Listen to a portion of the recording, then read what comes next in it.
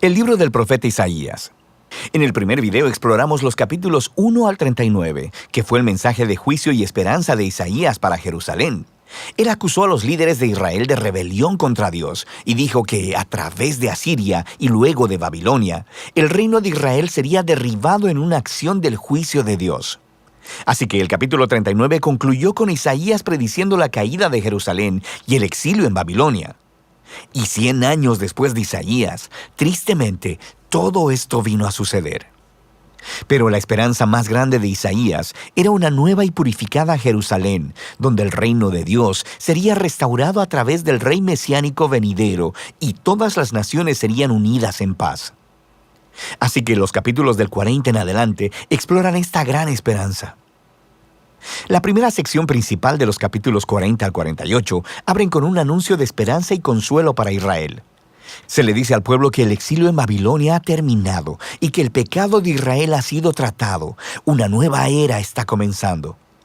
Así que todos deben regresar a casa en Jerusalén, donde Dios mismo traerá su reino y todas las naciones verán su gloria. Ahora, detengámonos un momento porque este anuncio inicial hace que surja una gran pregunta. ¿Quién está diciendo todo esto? ¿La voz de quién estamos escuchando en estas palabras de esperanza? La perspectiva del profeta en estos capítulos es la de alguien que está viviendo después del exilio. En otras palabras, en el tiempo descrito por Esdras Nehemías. Pero Isaías murió 150 años antes que todo eso. Así que, ¿qué se supone que entendamos con todo esto? Bueno, hay muchos que piensan que todavía es Isaías hablando en su propia época, pero que ha sido transportado proféticamente, por así decirlo, 200 años hacia el futuro y que le está hablando a las generaciones futuras como si el exilio hubiera pasado.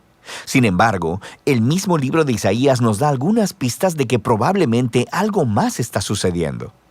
En los capítulos 8, 29 y 30, se nos dice que después de que Isaías fue rechazado por los líderes de Israel, él escribió y selló en un rollo todos sus mensajes de juicio y esperanza, y que se los pasó a sus discípulos como testigos de los días que vendrían. Eventualmente, Isaías murió esperando que Dios vindicara sus palabras. Ahora, recuerda, los capítulos del 1 al 39 fueron diseñados para mostrarnos que las predicciones de juicio de Isaías fueron cumplidas en el exilio.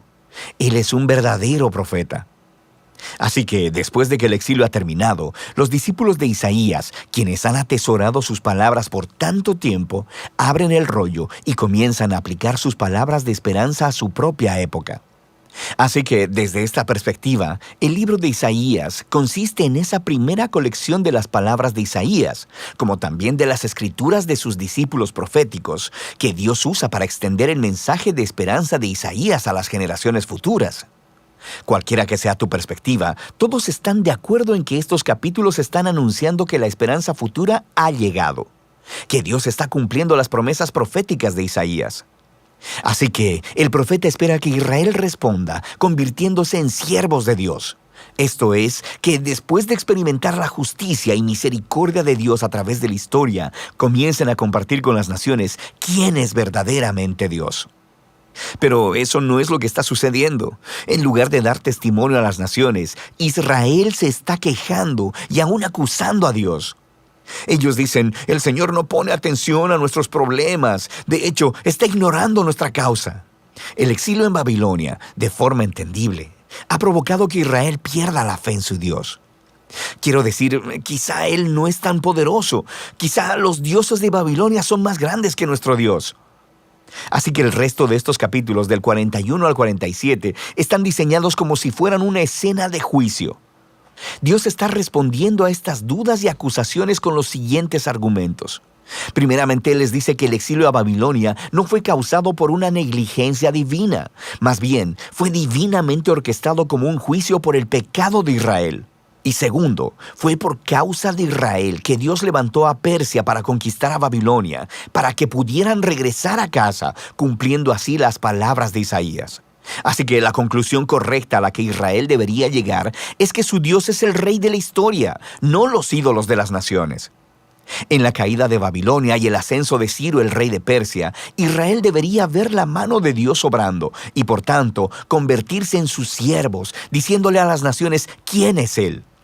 Pero para el final de este juicio, en el capítulo 48, nos encontramos con que Israel es tan rebelde y dura de corazón como sus ancestros. Así que Dios los descalifica como sus siervos, pero Dios todavía está en la misión de bendecir a las naciones.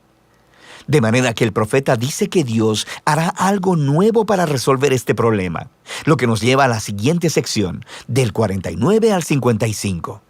Se nos presenta una figura llamada el siervo de Dios, quien cumplirá la misión de Dios y hará lo que Israel no ha podido hacer.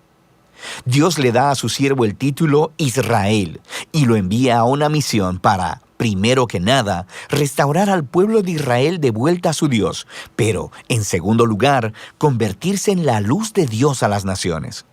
Y se nos dice que este siervo es empoderado por el Espíritu de Dios para anunciar las buenas nuevas y llevar el reino de Dios a todas las naciones.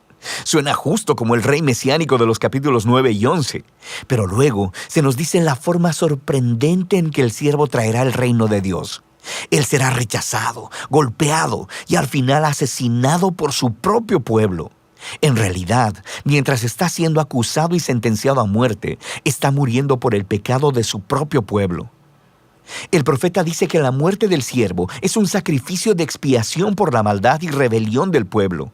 Y luego, después de su muerte, de repente, el siervo está vivo otra vez. Y escuchamos que, por su muerte, Él proveyó un camino para hacer justas a las personas.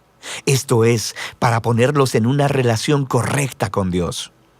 Así que esta sección concluye describiendo dos maneras en que las personas pueden responder al siervo.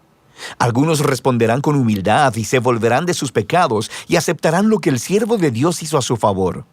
Estas personas son llamados los siervos y también la semilla. Recuerda la semilla santa del capítulo 6.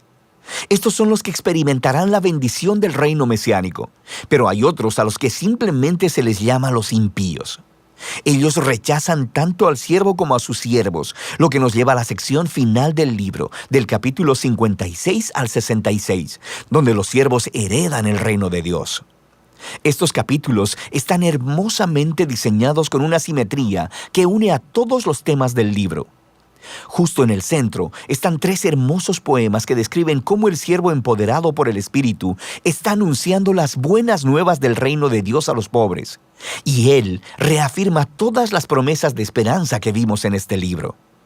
La nueva Jerusalén, habitada por los siervos de Dios, será el lugar desde donde la justicia, la misericordia y la bendición de Dios fluirán hacia todas las naciones del mundo.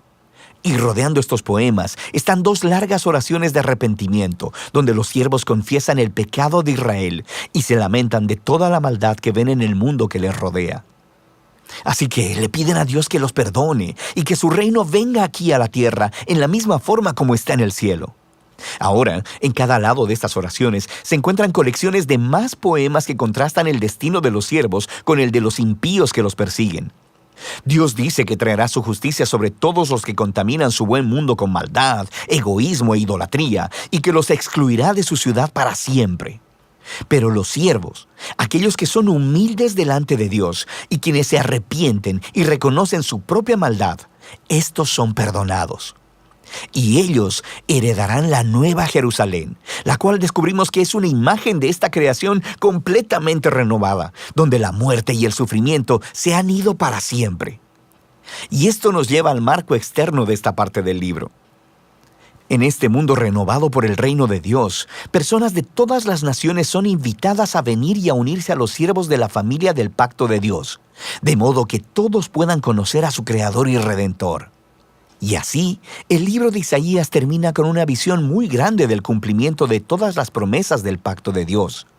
A través del sufriente rey siervo, Dios crea una familia del pacto proveniente de todas las naciones, quienes esperan la esperanza de la justicia de Dios mediante una creación renovada, donde el reino de Dios finalmente viene a la tierra como existe en el cielo.